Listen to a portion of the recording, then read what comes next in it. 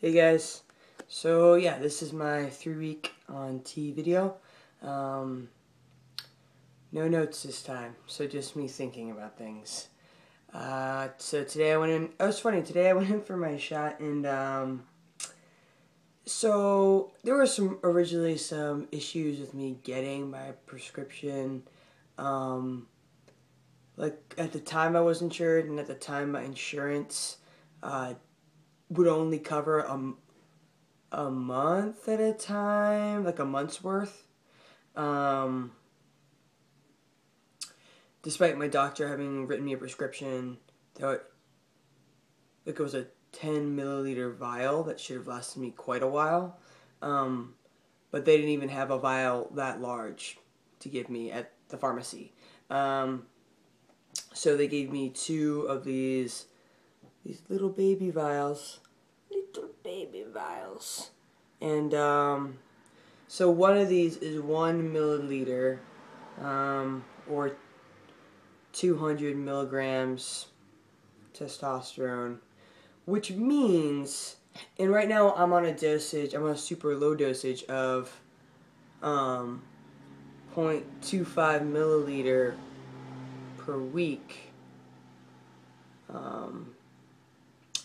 or that is to say, so it's a quarter of this, so 50 milligrams a week. And today I went in for my 4th shot, and the nurse said, "Oh, we finished that first bottle, and then like this one's been opened, right? Typically it has like a little green cap on it before you open it for the first time." And so she took some out of this one already, and I was like, so that means that, I guess it's kind of splitting hairs, but they're not being incredibly precise, which is a little bothersome. So I'm just going to have to make sure that I get a new script filled out with my, my prescribing doctor, at least a week or 2 ahead of time. So I have my 1 month checkup set up for next week with her, with Tanya. So that should be okay. I don't think I'm gonna have any problems with that. So yeah, that went well. I actually had a moment where I thought I lost my phone, and I was not pleased. I was furious. One might say, one might use that phrase, but I wouldn't blame that on the hormones at all, because I've always been like, I feel like as I've gotten older, it's harder to get me angry, but my anger it's always been very physical. I've always had a very physical anger that like I feel like I need to punch something or like throw something. I mean, I don't, or at least I'll punch and throw inanimate things, but for the most part, I can get under control. I was just feeling really pissed off about it. But I found it. Obviously, I use my phone for my videos, so that's good. Other changes and other things. Definitely am noticing, like, skin oiliness for sure. Like, I have to wash my face, at least twice a day. And I still have some acne. I don't really want to get all up in my grill and show you, because, why? Why do that?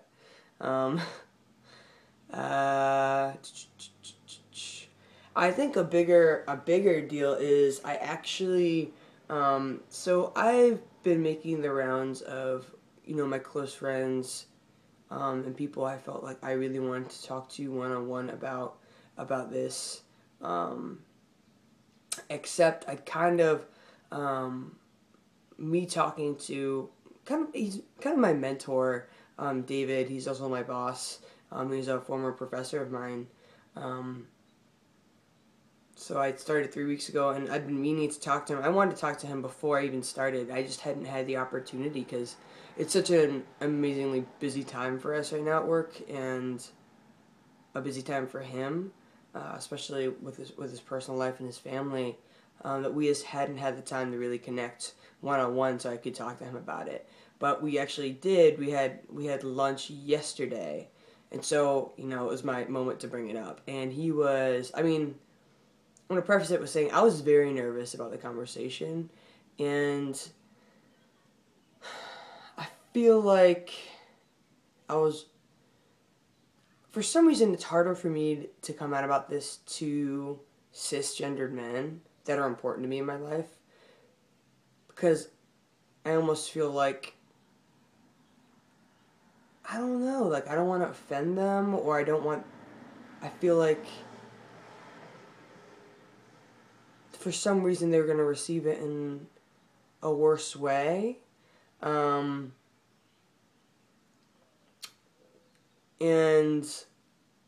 I felt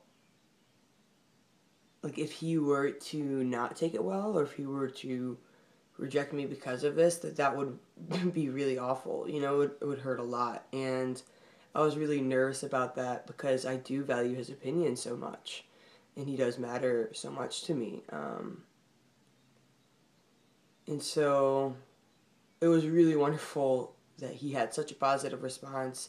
He's very supportive, and, you know, it's really funny because he's like, you know, do you still want to go to grad school? Do you still want to work towards a PhD? You should write everything down. Write it all down.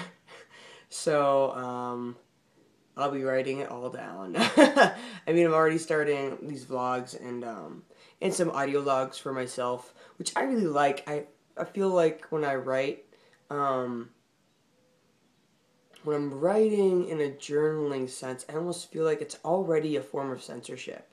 And the act of the thought translating through the body, through the hand, to the pen, to the paper, it's almost too long.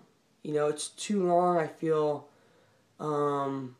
it's too much time for me to already overanalyze and already overthink how I'm phrasing it, what exactly I want to say.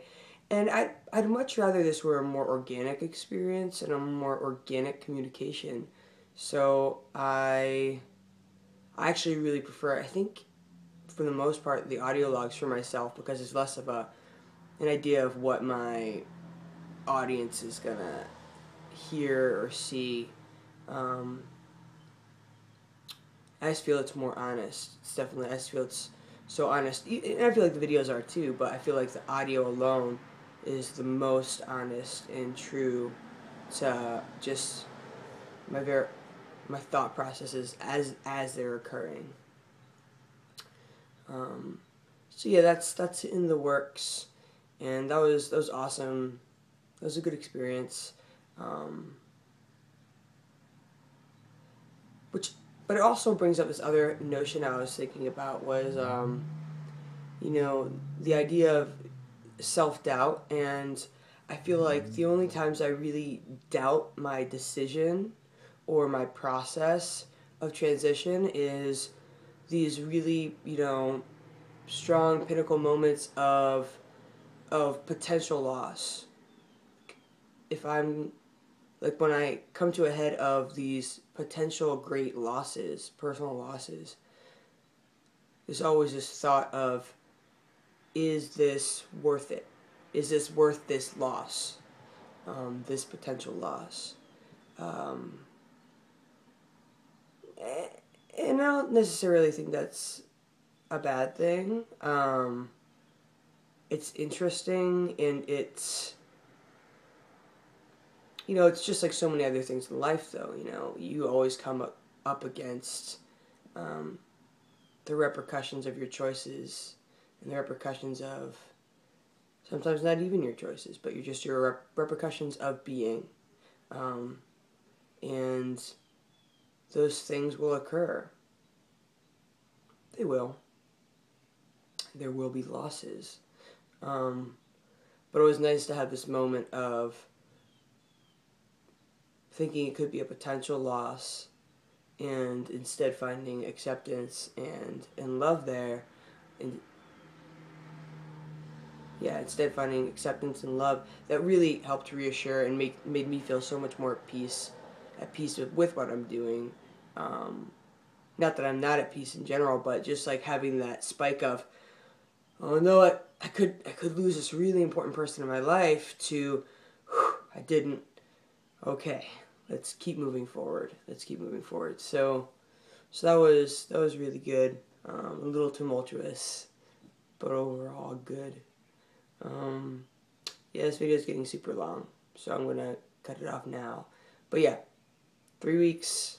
Just had my 4th shot. Good things for the most part are all happening, except for the oily skin, which is not so bad. So I will catch up with you guys later.